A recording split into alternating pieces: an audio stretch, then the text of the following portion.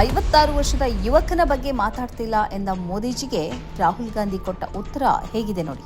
This country has a majority of young people. Prime Minister Modi is the most anti-youth Prime Minister India has ever had. The boys and girls who are walking the streets of Delhi are not criminals. They are demanding their rights. Their rights are to have an education system that respects them, to have an education system that is fair, to have an education system that is working.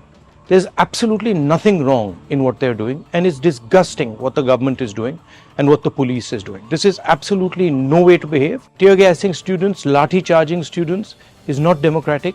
It's not India's way, and it is not the way this should be done. They have legitimate demands. The Prime Minister should accept these demands and do something about it. Everybody is sick and tired of the way our education system is running. Everybody is sick and tired of how the RSS has captured our education system and how all our institutions are being run by one organization. This is a natural response that the young people of India are making, and it should be respected.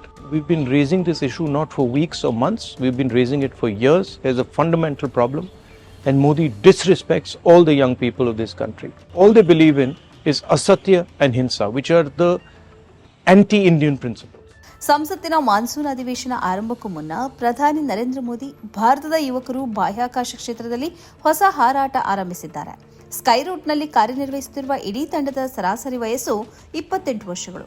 ನಾನು 56 ವರ್ಷದ ಯುವಕನ ಬಗ್ಗೆ ಮಾತಾಡ್ತಿಲ್ಲ, ಸರಾಸರಿ 28 ವರ್ಷ ವಯಸ್ಸಿನ ಈ ಯುವಕರಿಗೆ ಅಭಿನಂದನೆಗಳು ಅಂತ ರವಿವಾರ ರಾಜೀವ್ ಗಾಂಧಿಯ ಬಗ್ಗೆ ವ್ಯಂಗ್ಯವಾಡಿದರು.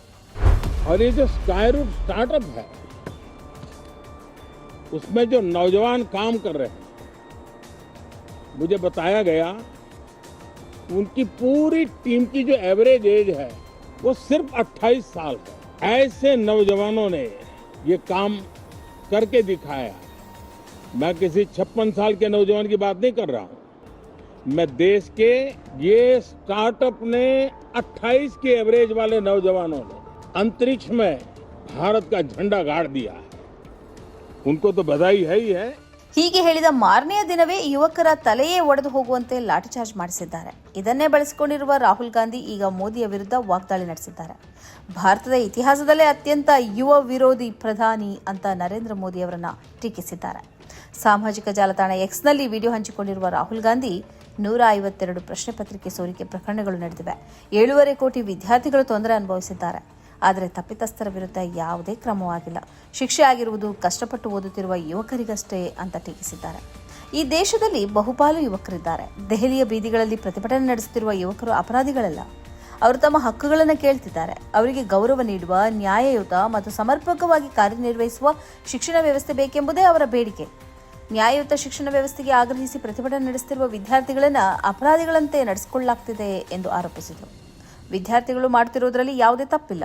ಸರ್ಕಾರ ಮತ್ತು ಪೊಲೀಸರು ನಡೆದುಕೊಳ್ಳುತ್ತಿರುವ ರೀತಿ ಅಸಹ್ಯಕರವಾಗಿದೆ. ವಿದ್ಯಾರ್ಥಿಗಳ ಮೇಲೆ ಅಶ್ರವಾಯು ಪ್ರಯೋಗ ಮಾಡೋದು, ಲಾಠಿಚಾರ್ಜ್ ನಡೆಸೋದು ಪ್ರಜಾಪ್ರಭುತ್ವದ ಮೌಲ್ಯಗಳಿಗೆ ವಿರುದ್ಧ. ಇದು ಭಾರತದ ಸಂಪ್ರದಾಯವೂ ಅಲ್ಲ. ಪ್ರತಿಭಟನಾಕಾರರ ಬೇಡಿಕೆಗಳು ನ್ಯಾಯಸಮ್ಮತವಾಗಿದ್ದು ಪ್ರಧಾನಿ ಮೋದಿ ಅವುಗಳನ್ನು ಒಪ್ಪಿಕೊಂಡು ಸೂಕ್ತ ಕ್ರಮ ಕೈಗೊಳ್ಳಬೇಕು ಎಂದು ಒತ್ತಾಯಿಸಿದರು. ಶಿಕ್ಷಣ ವ್ಯವಸ್ಥೆ ಕುರಿತು ಹಲವು ವರ್ಷಗಳಿಂದ ಕಾಂಗ್ರೆಸ್ ಪ್ರಶ್ನೆ ಎತ್ತುತ್ತಾ ಇದ್ದು ದೇಶದ ಶಿಕ್ಷಣ ವ್ಯವಸ್ಥೆಯನ್ನು RSS ತನ್ನ ಹಿಡಿತಕ್ಕೆ ತೆಗೆದುಕೊಂಡಿದೆ ಎಂದು ಆರೋಪಿಸಿದರು. ದೇಶದ ಎಲ್ಲ ಪ್ರಮುಖ ಸಂಸ್ಥೆಗಳು ಒಂದೇ ಸಂಘಟನೆಯ ನಿಯಂತ್ರಣದಲ್ಲಿವೆ ಎಂಬ ಭಾವನೆ ಮೂಡಿದೆ. ಯುವಕರ ಅಸಮಾಧಾನ ಸಹಜ ಪ್ರಕ್ರಿಯೆಯಾಗಿದ್ದು ಅದನ್ನು ಗೌರವಿಸಬೇಕು ಎಂದರು. ಪ್ರತ್ಯೇಕ ಪೋಸ್ಟ್ನಲ್ಲಿ ಕೇಂದ್ರ ಶಿಕ್ಷಣ ಸಚಿವ ಧರ್ಮೇಂದ್ರ ಪ್ರಧಾನ್ ವಿರುದ್ಧವೂ ರಾಹುಲ್ ಗಾಂಧಿ ವಾಗ್ದಾಳಿ ನಡೆಸಿದ್ದಾರೆ. ದೇಶದ ಇತಿಹಾಸದಲ್ಲೇ ಯುವಕರಿಗೆ ವಿರೋಧಿಯಾದ ಪ್ರಧಾನಿಯಾಗಿರುವ ಮೋದಿ ವಿಫಲ ಶಿಕ್ಷಣ ಸಚಿವ ಧರ್ಮೇಂದ್ರ ಪ್ರಧಾನ್ ಅವರ ರಾಜೀನಾಮೆ ಕೇಳುವ ಧೈರ್ಯವನ್ನೂ ತೋರಿಸುತ್ತಿಲ್ಲ ಅಂತ ಆರೋಪಿಸಿದ್ದಾರೆ. ಈ ಕಾರ್ಯಕ್ರಮದ ಪ್ರಾಯೋಜಕರು Gadiyar group of companies, specialized in piling and shoring, engineering consultancy, firefighting, steel structures, real estate. Office SIT Tower, Silicon Oasis, Dubai, UAE. ಸ್ನೇಹಿತರೆ, ನಿಮ್ಮ ಅದ್ಭುತ ಬೆಂಬಲದಿಂದ ಸನ್ಮಾರ್ಗ ನ್ಯೂಸ್ ಚಾನೆಲ್ ಈಗ 2 ಲಕ್ಷ ಸಬ್ಸ್ಕ್ರೈಬರ್ಗಳನ್ನು ದಾಟಿದೆ. ಇದು ನಮ್ಮ ಯಶಸ್ಸಲ್ಲ, ಇದು ನಿಮ್ಮ ಯಶಸ್ಸು. ನಮ್ಮ ಮುಂದಿನ ಗುರಿ 4 ಲಕ್ಷ. ಇದು ಕಷ್ಟವಲ್ಲ. ನೀವು ಮಾಡಬೇಕಾದದ್ದು ಸಿಂಪಲ್. ನೀವು ಸನ್ಮಾರ್ಗ ನ್ಯೂಸ್ ಚಾನೆಲ್ ವಿಡಿಯೋವನ್ನ ನಿಮ್ಮ ಸ್ನೇಹಿತರಿಗೆ, ಕುಟುಂಬದವರೊಂದಿಗೆ ಹಂಚಿಕೊಳ್ಳಿ ಮತ್ತು ಅವರಲ್ಲೂ ಸಬ್ಸ್ಕ್ರೈಬ್ ಮಾಡಲು ಹೇಳಿ.